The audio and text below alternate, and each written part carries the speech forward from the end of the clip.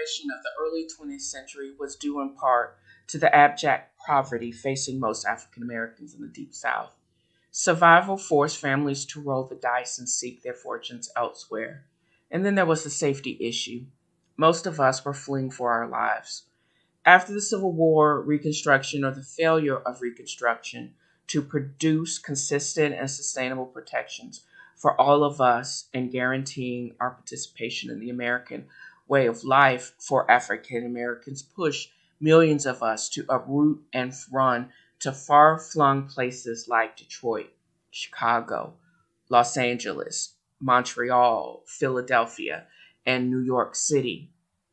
However, the last 2 decades, there has been a reverse migration back to the South due to explosions of economic opportunities in the service industry and information technologies, and a more relaxed tax structure, drawing us back to a more technologically and financially sound South.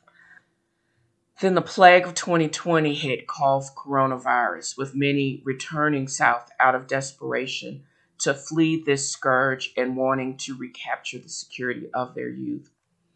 This is a story of 2 such children of the South, survivors of an indiscriminate and lethal virus, both trying to escape their path. She is running from inept handling of the microbial ground zero, and he being forced back to the darkness of his beginnings.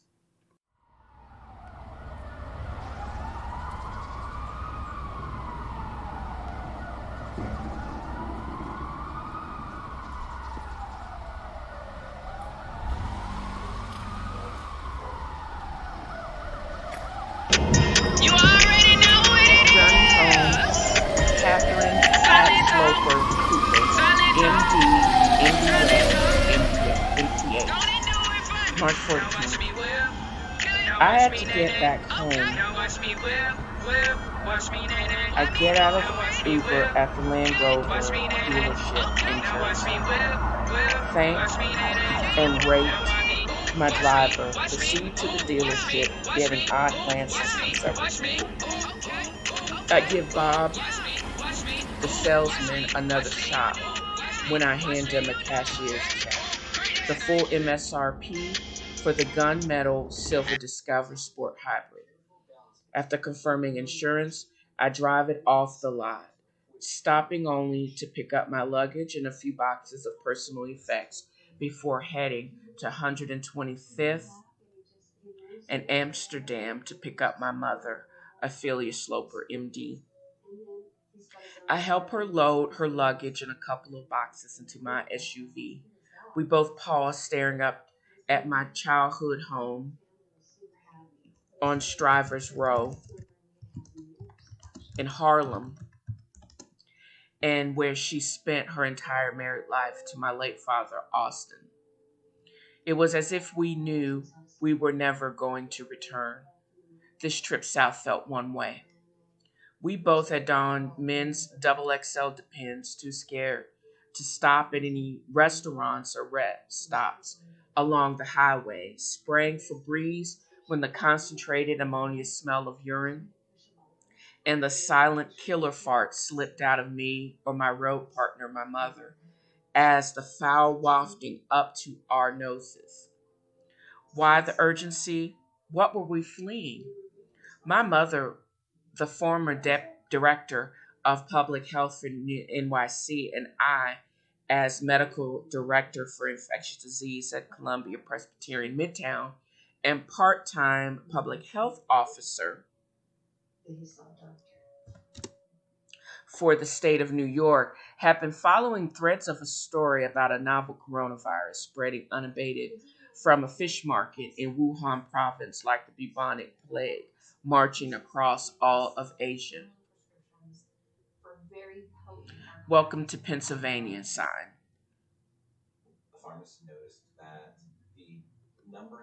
What we got from our public health and the current administration was rhetoric and confusion. The World Health Organization was hesitant to call this a pandemic. Then from Europe came scary reports from Italy and the rationing of intensive care. Our borders were not closed. The Minister of England tests positive for COVID 19. It was the middle of winter, although relatively mild, when the hundreds of deaths from respiratory illnesses.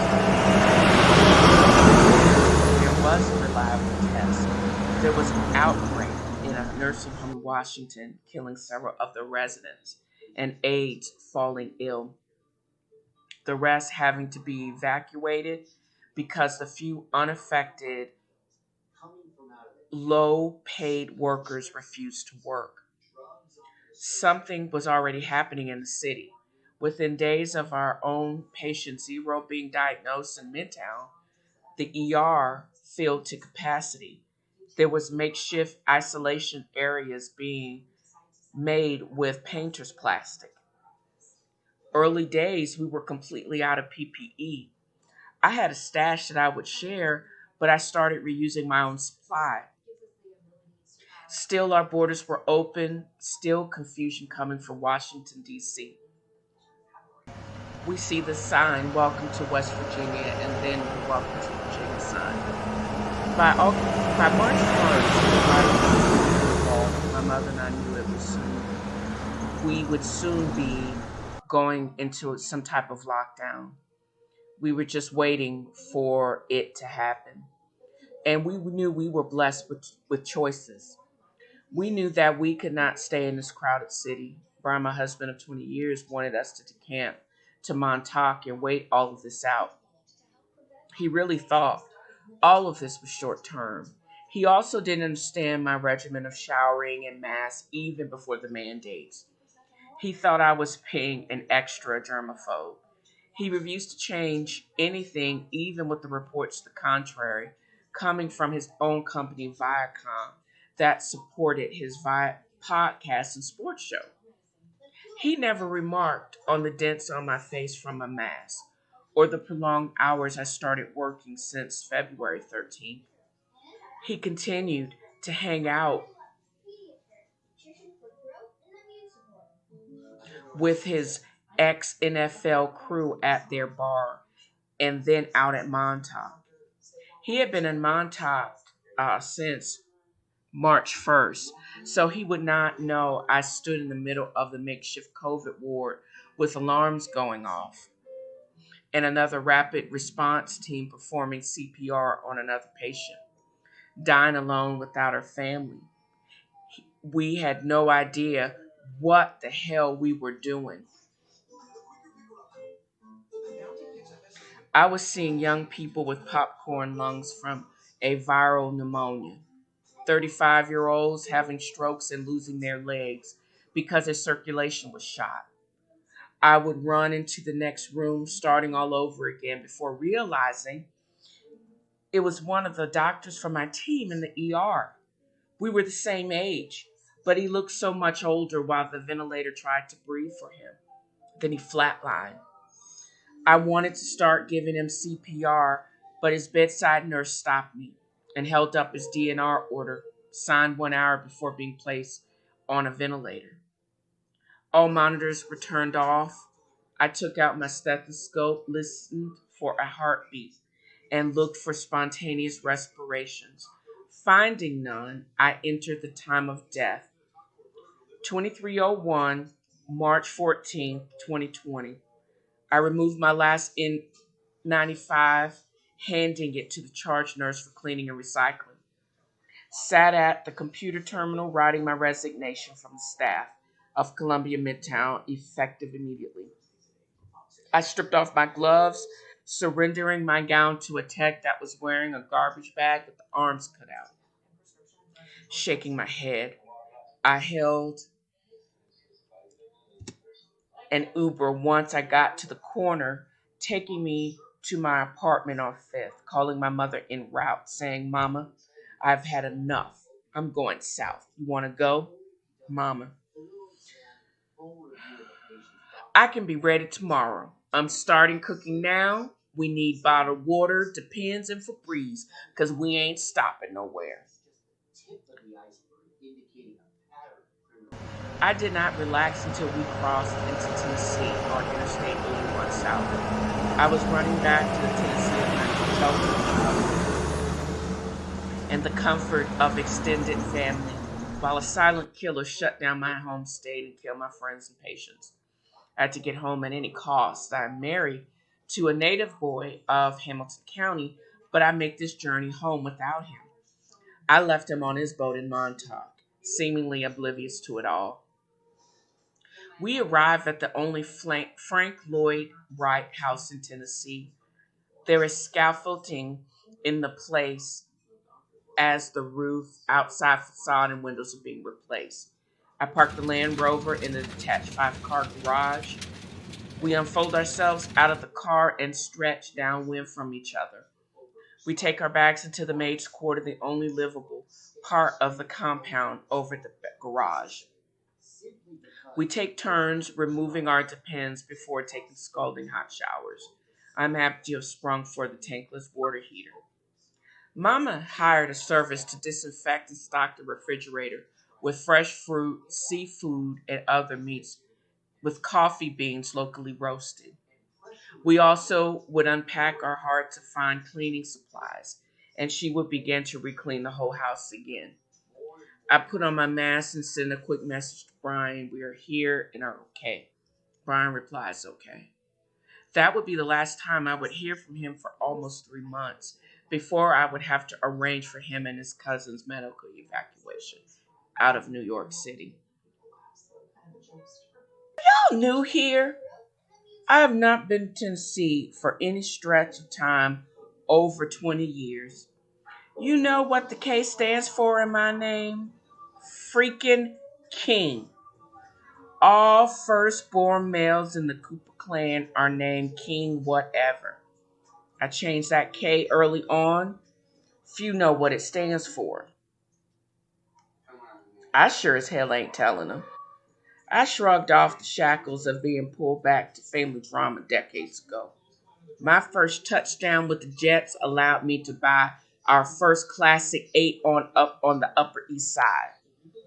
Some endorsements, and then my gig on ESPN would get us our first cottage in Martha's Vineyard, and then another with a slip for my boat in Montauk. This is where they, Kat and her mother, should be instead of running back south like reverse Kunta Kinte and Kizzy. They just overreacting. I'm not wearing a freaking mask because I'm a black man in a racist society. I don't want to be accidentally on purpose killed when someone mistakes me for a bandit. Kat has been extra since January. I know she's an ID specialist, but this spraying everything with Lysol and making sure and enforcing extra showers a day is just weird, even for her. Her mother is just as bad. I know she has her own health challenges with diabetes, high blood pressure, and she's in her 70s. But again, what does that have to do with me? I asked her to come live with us, but because I would not restrict my movements and she said no, and she was not going to force me to cover up my face. No one makes the president wear a mask. I'm a country boy that made my life in the big city, but by leaving behind all that country and hurt. I knew once I got to NYC, I was never going back, so why would I go back now? I think the media has blown this virus thing out of proportion. Yes, I see and hear the sirens when I was in the city going at all hours. I passed by the shipyard on my way out of town, noticing all of those refrigerated 18-wheelers stacked up like that. I feel good. I'm in better shape now at 48, just as I was when I played for the Jets.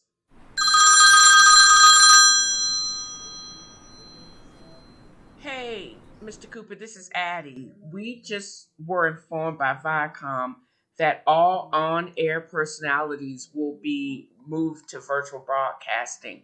And Basically, the same is happening with their podcast.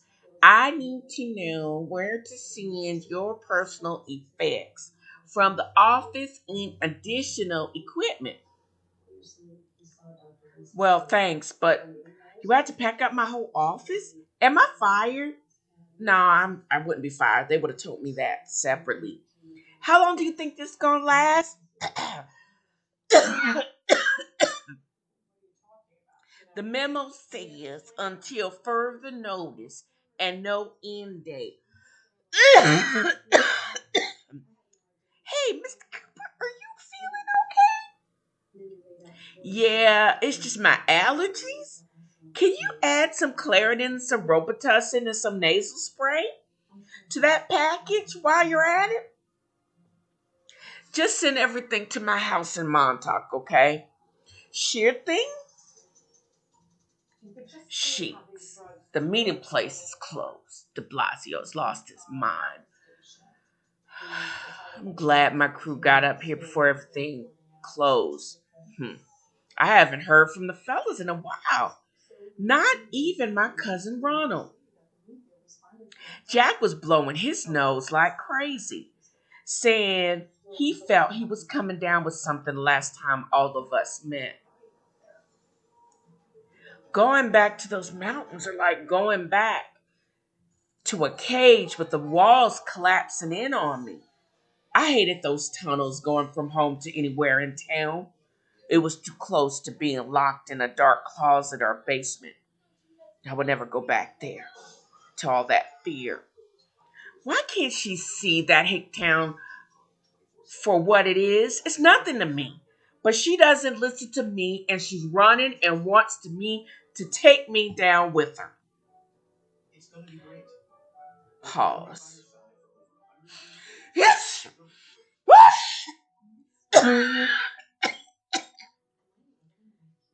Man, my allergies are acting up this year. My head hurts though. I need to get a couple of Advil. My throat's a bit scratchy.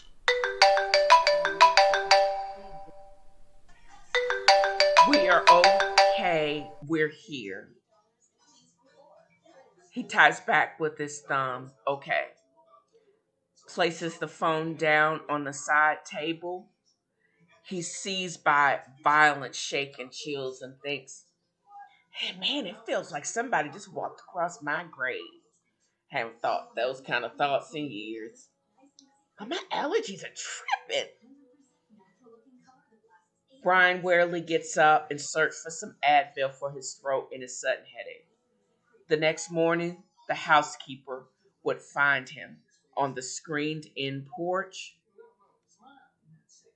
with a broken glass of water and a spilled bottle of ibuprofen next to him. Brian, the ex-football player, lips were a frightening blue.